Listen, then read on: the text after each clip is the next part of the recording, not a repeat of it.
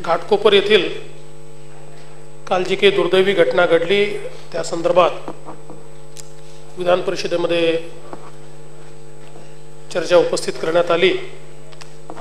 या चर्चेमध्ये सन्माननीय विरोधी पक्षनेते श्री धनंजय मुंडेजी यांनी चर्चा उपस्थित केली। सन्माननीय श्री प्रवीण दरेकर, सन्माननीय श्री भाई जगताप, सन्माननीय ॲडव्होकेट अनिल परब, सन्माननीय श्री किरण पावसकर, सन्माननीय श्री भाई गिरकर, सन्माननीय श्री नारायणराव राणे, सन्माननीय डॉक्टर नीलमताई गोरे, सन्माननीय श्रीमती विद्याताई चव्हाण, सन्माननीय श्री अनंत गाडगीळ साहेब, या सर्व सन्माननीय सदस्यांनी यामध्ये सहभाग घेतला। घटनेच्या अनुषंगाने विविध बाबींवर या ठिकाणी प्रकाश टाकण्यात आला। भविष्यात काय केलं पाहिजे या संदर्भातले मार्गदर्शन अनेक लोकांनी केलं। काही निष्काळजीपणा देखील कशा प्रकारे होतोय हेही लक्षात आणून दिलं। खरं तर घाटकोपरला काल जी घटना घडली ती अतिशय गंभीर अशा प्रकारची घटना आहे। या घटनेमध्ये ज्यांना मृत्यू आला अशा सर्वांना श्रद्धांजली देत असतानाच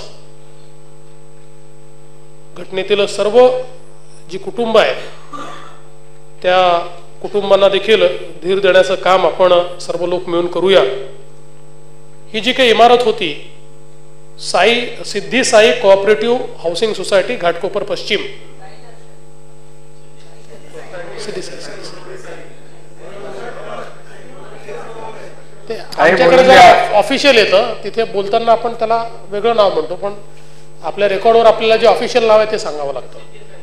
तर ते Siddhi Sai cooperative housing society Ghatkopar पश्चिम ही एकूण तळमजला आणि त्याच्यावर 4 मजले असं G+4 बांधकाम असलेली ही सोसायटी होती। मूळ CTS क्रमांक 128 भाग विलेज घाटकोपर, प्रेम नारायण कांजीभाई त्रिवेदी असं त्या जागेचे मालक होते। 836.10 चौरस मीटरचा हा भूखंड होता।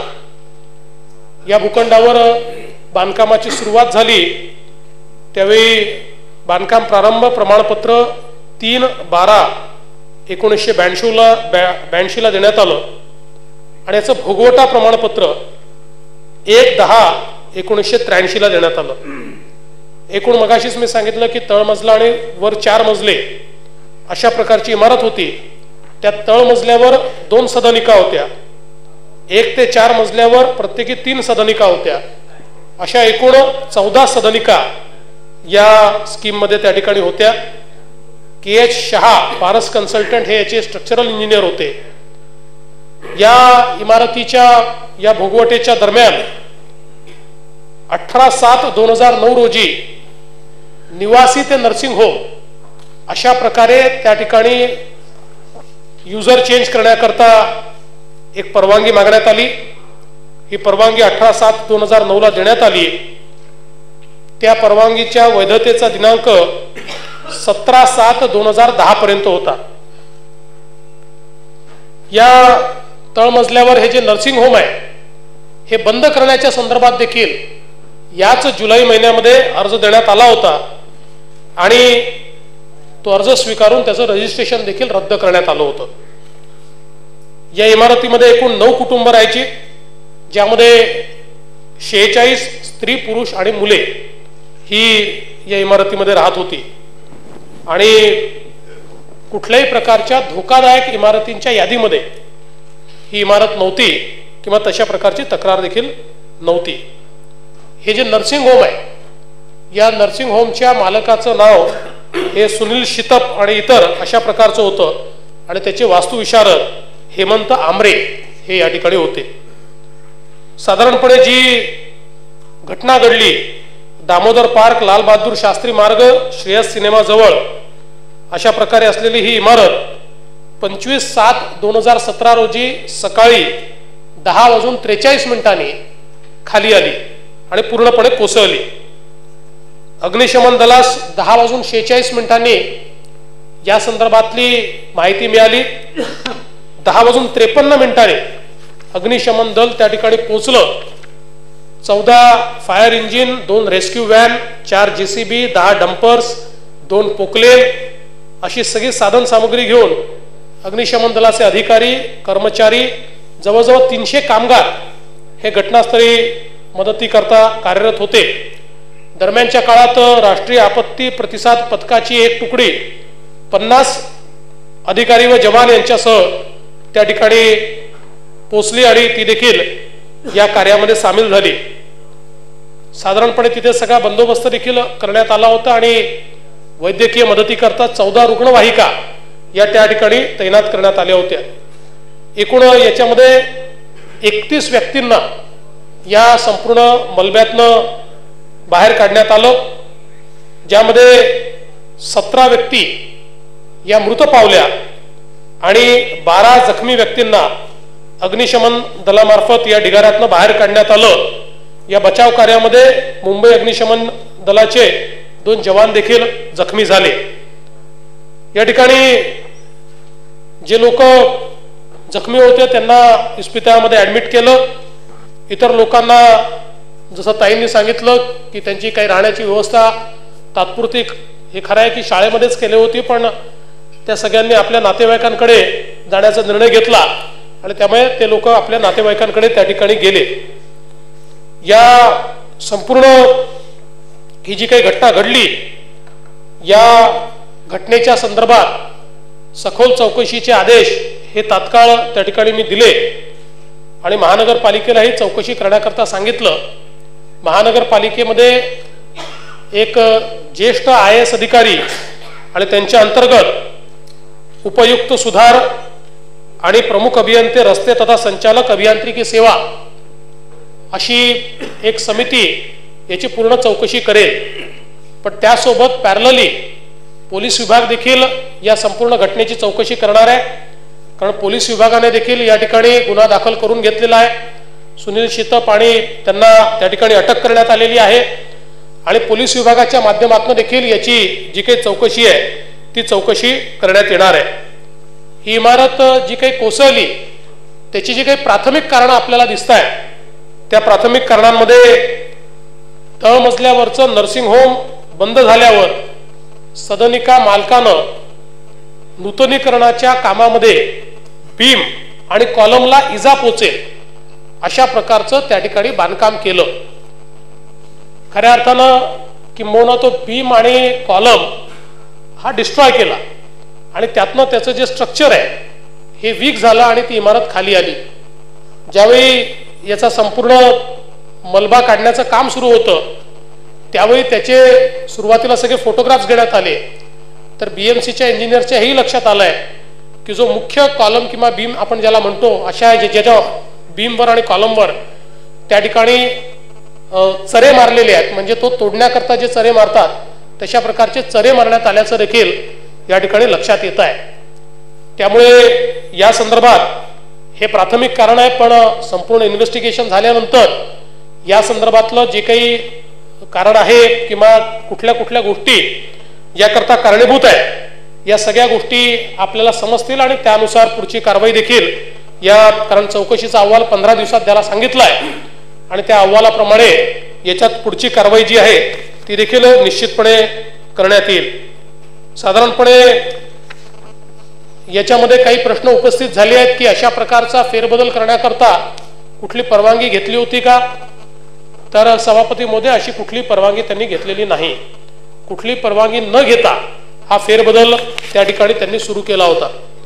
काही लोकांनी असाही, काही माननीय सदस्यांनी असाही विषय या ठिकाणी उपस्थित केला की BMCला तक्रार दिली होती, पोलिसांना तक्रार दिली होती, लोकांनी तक्रार द्यायचा प्रयत्न केला होता. आतापर्यंत जी माहिती रेकॉर्डवर आली आहे त्यानुसार रेकॉर्डवर BMC किंवा पोलिसांना कुठली तक्रार त्या ठिकाणी आलेली नाही. तथापि सदस्यांनी जी काही माहिती दिलेली आहे त्या माहितीच्या आधारावर तोंडी त्यांनी कोणाला सांगितलं होतं का, कोणाची जाऊन त्यांनी कंप्लेंट केली होती का, याची माहिती देखील घेण्यात येईल. आणि अशा प्रकारची इंटिमेशन जर दिलेलं असेल तर ते कुठल्याही विभागाचे कर्मचारी अधिकारी असतील तरी त्यांच्यावर अतिशय कडक कारवाई ही निश्चितपणे या ठिकाणी करण्यात येईल. या निमित्ताने काही प्रश्न या ठिकाणी मुंबईच्या इमारतींच्या संदर्भात उपस्थित झाले, विशेषतः धोकादायक इमारती, पडणाऱ्या इमारती, सातत्याने इमारती खाली येतात, त्या संदर्भात आपण काय कारवाई करणार आहोत. तर 30 वर्षापेक्षा ज्या जुन्या इमारती आहेत त्यांचं संरचनात्मक परीक्षण म्हणजे स्ट्रक्चरल ऑडिट करून घेणं हे आवश्यक आहे. पण हे जरी आवश्यक असलं तरी त्याची जबाबदारी आपण संबंधित मालक आणि रहिवाशांवरच टाकलेली आहे आणि ते अशा प्रकारचं ऑडिट करत नाहीत आणि त्याचं कुठल्याही प्रकारे ट्रॅकिंग करण्याची सिस्टीम ही महानगरपालिकेमध्ये नाही. आणि म्हणून या संदर्भात मी आयुक्तांशी चर्चा केली आहे. आता महानगरपालिकेमध्ये बिल्डिंग परमिशन ही ऑनलाईन करण्यात आली आहे, त्याचा रेकॉर्ड डिजिटाईज करण्यात आलेला आहे, भोगवटा प्रमाणपत्र हे डिजिटाईज केलेलं आहे. त्यामुळे भोगवटा प्रमाणपत्राच्या आधारावर डिजिटलीच हा रेकॉर्ड तयार करण्यात येईल आणि त्या माध्यमातून 30 वर्ष ज्या इमारतींचे पूर्ण झाले आहे त्याचे अलर्ट्स घेऊन त्या वॉर्डाच्या माध्यमातून त्या इमारतीत राहणाऱ्या मालकांना किंवा भोगवटदारांना नोटीस महानगरपालिकेच्या माध्यमातून दिली जाईल की तुमचे 30 वर्ष पूर्ण झालेले असल्यामुळे तुमच्यावर अशा प्रकारचं ऑडिट करणं बंधनकारक आहे आणि त्यामुळे ते ऑडिट तुम्ही करावं. त्यानंतर त्यांनी ऑडिट केलं नाही तर कायद्याप्रमाणे ती महानगरपालिकेचीही जबाबदारी आहे, पण पहिली जबाबदारी ही तिथल्या रहिवाशांची आहे. आणि म्हणून आतापर्यंत ही सिस्टीम नाही. कोणी स्वतःहून जर ऑडिट केलं तर ऑडिट होतं, कोणी केलं नाही तर ऑडिट होत नाही.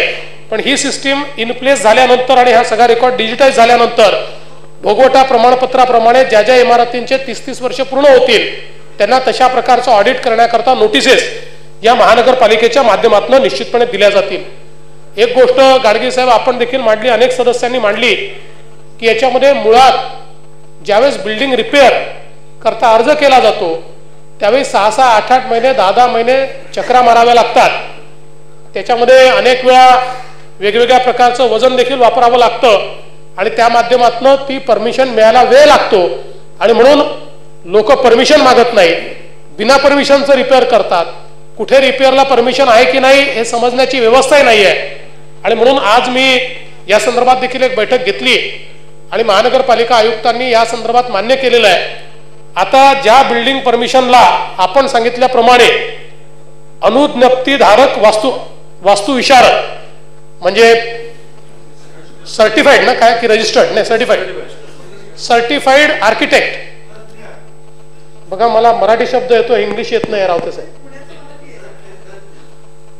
अनुज्ञापन धारक वास्तुविशारद आणि जे काही आपले स्ट्रक्चरल कन्सल्टंट आहे जे रजिस्टर्ड आहेत अशा लोकांचं प्रमाणपत्र घेऊन त्यांना ऑनलाईन अर्ज करता येईल. आणि या ऑनलाईन अर्जामध्ये जर या दोन्ही लोकांनी सांगितलं असेल की याच्यामध्ये कोणत्याही स्ट्रक्चरल मेंबरला धक्का लागणार नाही अशा प्रकारचं हे रिनोव्हेशन आहे तर अशा प्रकारची परवानगी ही 24 तासाच्या आत ऑनलाईन देण्यात येईल. अशा प्रकारचं मॉड्यूल आता महानगरपालिकेच्या माध्यमातून तयार होईल. मात्र ज्या ठिकाणी सगळ्या महानगरपालिकांना आता पहिल्यांदा मुंबईत आम्ही तयार करतो आणि ते सगळीकडे आम्ही रेप्लिकेट करणार आहोत. सगळ्या ज्या ठिकाणी स्ट्रक्चरल ऑडिटर किंवा वास्तुविशारद हे स्ट्रक्चरला धोका आहे किंवा स्ट्रक्चरमध्ये अल्टरेशन आहे अशा प्रकारचं सर्टिफिकेट देतील तिथे ऑनलाईनच पूर्ण त्याची प्रोसिजर जी आहे ती डिफाईन केली जाईल. त्या प्रोसिजर प्रमाणे त्या स्ट्रक्चरचा धोका नाही आहे वगैरे या सगळ्या गोष्टी तपासून मग त्यानंतर त्याच्याकरता जी काही परवानगी आहे ती देण्यात येईल. पण तीही मुख्यमंत्री महोदय मी ही चर्चा सन्माननीय मुख्यमंत्र्यांचं विचार आणि भाषण संपुष्टपर्यंत वाढवत आहे. तर त्यामुळे ती देखील एका निश्चित कालावधीमध्ये मिळावी अशा प्रकारे ती देखील नोटिफाय करण्यात येईल हे देखील सांगितलेलं आहे.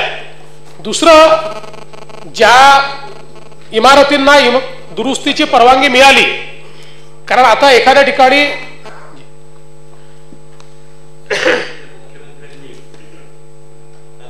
परवानगी देण्याच्या बाबतीमध्ये जी गोष्ट सांगितली की रेकग्नाइज आर्किटेक्टच्या परवाना धारक आर्किटेक्टकडनं आपण ती परवानगी मिळाल्यावर आपण ती परवानगी कॉर्पोरेशन देईल आणि त्याच्यामध्ये कुठल्याही पद्धतीने स्ट्रक्चरला धोका नाही, तर स्ट्रक्चरला धोका आहे किंवा नाही हे सर्टिफिकेट स्ट्रक्चरल इंजिनियर देतो, आर्किटेक्ट देत नाही.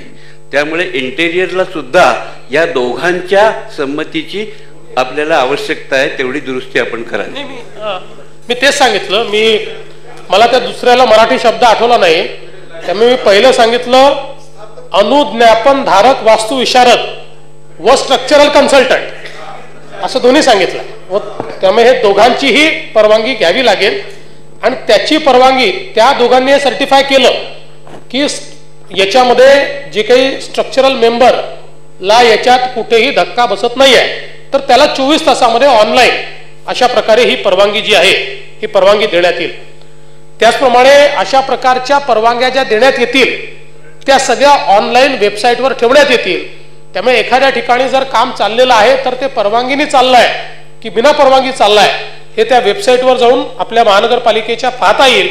आणि त्या यादीमध्ये जर ते नाव नसेल तर याचा अर्थ त्यांनी कुठलीही परवानगी न घेता अशा प्रकारची कारवाई सुरू केलेली आहे असा त्याचा अर्थ हा काढण्यात येईल आणि त्याच्यावर निश्चितपणे कारवाई जी आहे ती केली जाईल.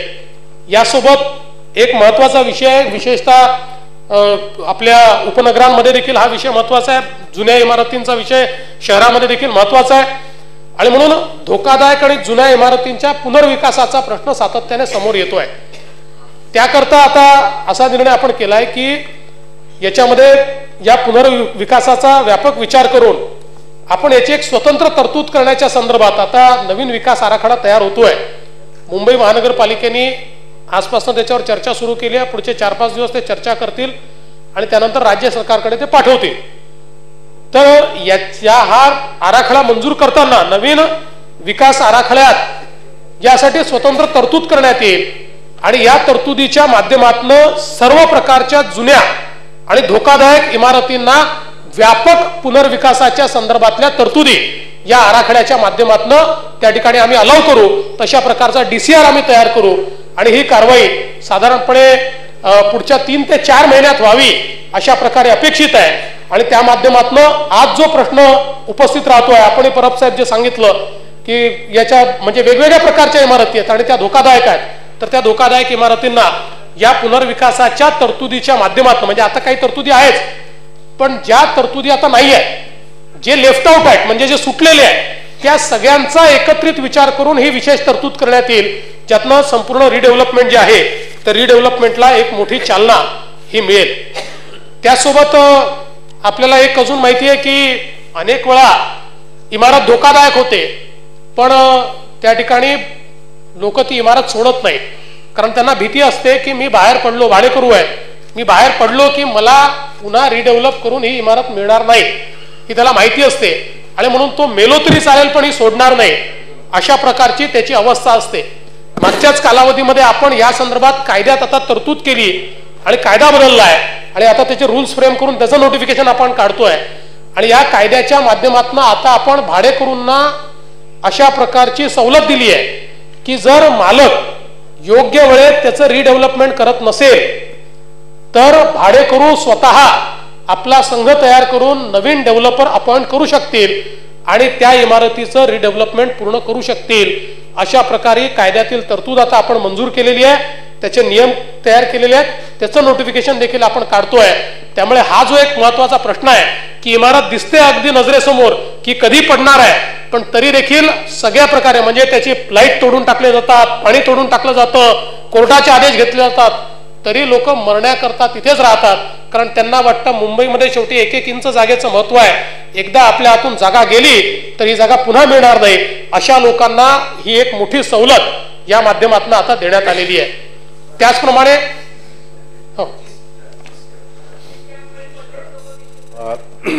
या आयलंड सिटीमध्ये मुंबईच्या उपनगरामध्ये पण हा प्रश्न आहे, पण आयलंड सिटीमध्ये जास्त आहे. ट्रान्झिस्ट कॅम्प त्यांना जेव्हा आपण खाली करायला जातो त्यांनी जरी स्वतः डेव्हलप केलं किंवा विकासकांनी डेव्हलप केलं, त्यांना ट्रान्झिस्ट कॅम्प जर मुंबईच्या साऊथ मुंबईमधला माणूस जर मालवणीला जात असेल पावसाच्या ह्याच्यात किंवा केव्हाही, तर त्यांना ती अडचण होते. म्हणून त्या ट्रान्झिस्ट कॅम्प त्यांना त्या ह्याच्या जवळ असाव्यात 1 किलोमीटरच्या अंतर, ज्याच्यावर आपण अनेक वेळा बोललेलो. तर त्या बाबतीमध्ये काही धोरणात्मक निर्णय होणं आवश्यक आहे. नाही, याचा धोरणात्मक निर्णय घेण्याच्या संदर्भात मागच्या काळामध्ये आपण 3314D याच्यामध्ये आपण कुठूनही कुठे अलाव करत होतो आणि त्यामुळे आपल्याला PAP आणि ट्रान्झिट करता कुठलेही टेनामेंट मिळत नव्हत्या. आता त्याच्यामध्ये राज्य शासनाने अशा प्रकारे आमच्या विचाराधीन आहे की त्या वॉर्डामध्ये किंवा लगतच्या वॉर्डामध्ये, आणि लगतच्या वॉर्डामध्ये असेल तर अर्थातच रेडी रेकनरचा दर मॅच करून, पण त्यापेक्षा पलीकडे नाही, तो वॉर्ड किंवा बाजूचा वॉर्ड या दोनच आपल्या वॉर्डांमध्ये अशा प्रकारे त्याला मान्यता द्यावी. ही अंतिम टप्प्यात आहे, त्याच्यावर काही आम्ही सजेशन्स वगैरे मागवलेले आहेत आणि त्या संदर्भातला निर्णय आम्ही घेऊ. कारण त्यातनं मग मोठ्या प्रमाणात आपण जी म्हणताय ती वस्तुस्थिती खरी आहे, लोक फार तर बाजूला जायला तयार होतात, त्याच्या पलीकडे जाऊ शकत नाहीत, कारण त्यांचे व्यवसाय आणि सगळ्या गोष्टी या त्या ठिकाणी निगडीत असतात आणि म्हणून मोठ्या प्रमाणात हा स्टॉक आपल्याला मिळावा त्याकरता देखील राज्य सरकार अंतिम टप्प्यामध्ये आहे. लवकरच त्याचा निर्णय करून आम्ही तोही निर्णय या ठिकाणी जाहीर करू.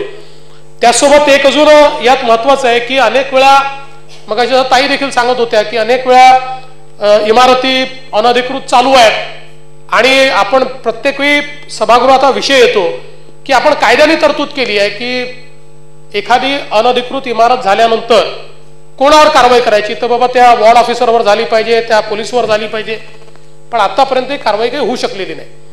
आणि ती न होऊ शकण्याचं मुख्य कारण हे आहे की याचं ट्रॅकिंग करण्याची पद्धत आपल्याकडे नाही आहे. त्यामुळे जसं मागच्या काळात काही ठिकाणी झाल्यानंतर त्या कोर्टात टिकू शकल्या नाहीत, कारण ज्याला आपण दोषी धरतोय त्याचा दोष आहे हे आपण सिद्ध करू शकत नाही.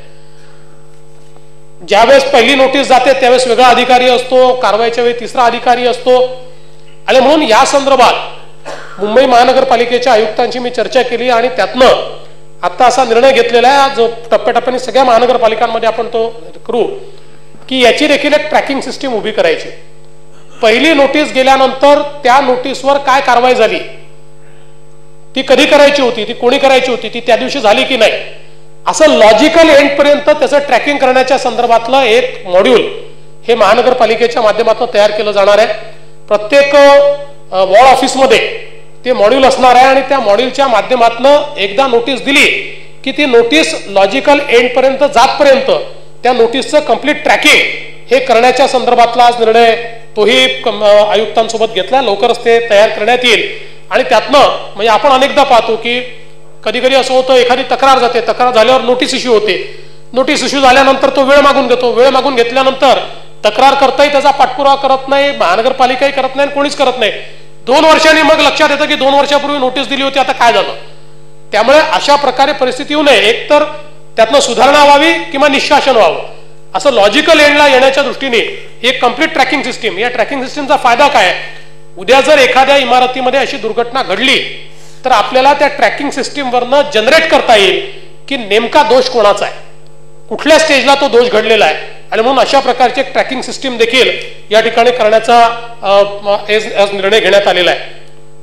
बिल्डिंग परमिशनच्या संदर्भात आता जे काही मॉड्यूल तयार करण्यात आलेलं आहे हे अतिशय चांगलं मॉड्यूल आहे आणि साधारणपणे पूर्वी जे वर्ष, 1.5 वर्ष, 2 वर्ष लागायचे गडगीस आहे, आता 2 महिन्यात, 3 महिन्यात, 1 महिन्यामध्ये परमिशन देता येत आहेत.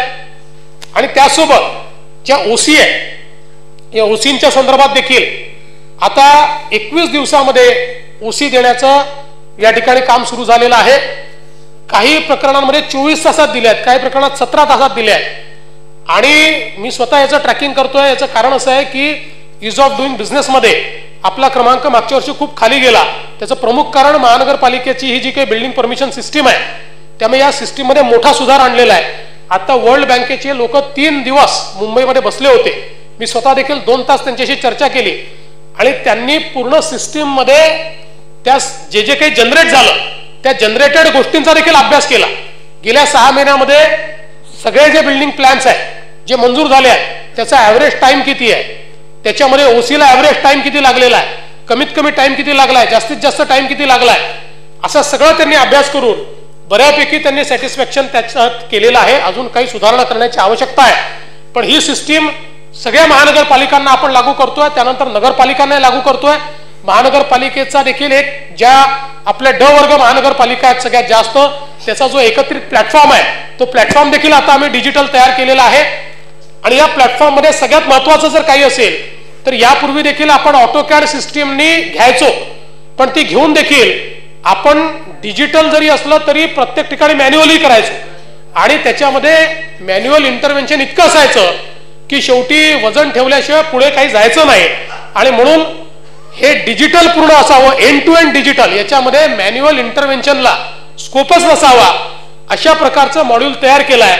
आणि मला या ठिकाणी सांगितलं पाहिजे, विशेषतः मी प्रामुख्यानं नाव घेऊन मुंबई महापालिकेचे आयुक्त अजय मेहता यांचं अभिनंदन करेन की यांनी इतकं चांगलं हे मॉड्यूल तयार केलं की आज देशाचे जे अर्बन डेव्हलपमेंट मिनिस्टर आहेत त्यांनी देखील या मॉड्यूलची दखल घेऊन देशातल्या महानगरपालिकांनी या प्रकारचं मॉड्यूल तयार करावं अशा प्रकारे आपल्याला सांगितलेलं आहे. त्याच्यामध्ये अजून इम्प्रोव्हायझेशन जे आहे ते मोठ्या प्रमाणात करतोय. आणि आता केंद्र सरकारकडनं आम्ही ही देखील परवानगी आणली आहे की 1.5 लाखापर्यंत जे बांधकाम आहे त्या बांधकामाकरता एन्व्हायरमेंट क्लिअरन्सचे जे रूल्स आहेत ते मुंबईच्या DCR मध्ये टाकून त्याचा देखील क्लिअरन्स हे त्या मॉड्यूलच्या माध्यमातूनच होईल. म्हणजे या ज्या एन्व्हायरमेंट कमिट्यांकडे जाऊन त्याला जो वर्ष 2-2 वर्ष उशीर लागतो तो देखील उशीर लागणार नाही, तेही याच मॉड्यूलच्या माध्यमातून होईल. हे इंटिग्रेशन देखील केंद्र सरकारकडनं परमिशन घेऊन आता आपण या ठिकाणी DCR मध्ये केलेलं आहे. आणि म्हणून मला असं वाटतं की मोठा बदल, मोठं परिवर्तन हे याच्यामध्ये होत आहे. हे खरं आहे की काही लिगसी इश्यूज आहेत, अनेक वर्षापासून काही पद्धती आहेत, काही अधिकारी आहेत, त्या अधिकाऱ्यांमध्ये पाहिजे त्या प्रमाणात आपल्याला अजून बदल दिसत नाहीये. पण अशा प्रकारच्या लोकांवर कुठेतरी जरब आणण्याची ही निश्चितपणे आवश्यकता आहे. मी या निमित्ताने या सभागृहाला आश्वस्त करू इच्छितो की ही घटना जी आहे या घटनेला अत्यंत गांभीर्यानं या ठिकाणी राज्य सरकारनं घेतलेला आहे. या घटनेला समोर ठेवून सिस्टमिक चेंजेस काय करता येतील त्या संदर्भातला देखील आपण निर्णय या संदर्भात केलेला आहे. मी आधीच सांगितलं की गुन्हा दाखल केलेला आहे आणि याच्यामध्ये ज्यांची चूक असेल त्यांच्यावर साधा नाही तर तो मनुष्यवधाचाच गुन्हा या ठिकाणी निश्चितपणे दाखल केला जाईल. कारण अशा प्रकारे सगळ्यांचा जीव धोक्यात टाकून ही कारवाई करणं हे अत्यंत चुकीचं आहे. त्यामुळे मनुष्यवधाचा गुन्हाच याच्यामध्ये अर्थात त्यातले जे दोषी आहेत त्यांना असर्टन करून तो गुन्हा त्यांच्यावर निश्चितपणे जो आहे तो दाखल केला जाईल. त्यासोबत जे आता मृत्युमुखी पडले आहेत आपल्या स्टँडिंग ऑर्डर्स प्रमाणे आपण त्यांना 1 लाख रुपये आतापर्यंत देत होतो, पण आता आपण ते 2 लाख रुपये करतो आणि 2 लाख रुपये आपण खरं म्हणजे पैशाने कोणाच्याच जीवाची किंमत ही आपण मोजू शकत नाही. पण या निमित्ताने आपण ते स्टँडिंग ऑर्डर्स 2 लाखापर्यंत नेतो आहोत. तातडीची मदत म्हणून प्रत्येक कुटुंबाला 50,000 रुपये आपण त्या ठिकाणी देणार आहोत. आणि जे जखमी आहे त्या जखमींचा सगळा खर्च ते कुठल्याही हॉस्पिटलमध्ये असलेल तरी सगळा खर्च हा राज्य सरकारच्या वतीनं देण्याचा आम्ही निर्णय केलेला आहे. कोणाला जर अपंगत्व आलं असेल तर त्याला देखील 1 लाख रुपये ॲडिशनल हे देण्याचा निर्णय देखील राज्य सरकारच्या वतीनं केलेला आहे. मला असं वाटतं की अत्यंत महत्वाची चर्चा या ठिकाणी उपस्थित झाली. त्यातनं काही सिस्टमिक चेंजेस हे आपण या ठिकाणी घोषित केलेले आहेत ते इम्प्लिमेंट व्हावे अशा प्रकारचा प्रयत्न राज्य सरकारच्या वतीनं केला जाईल.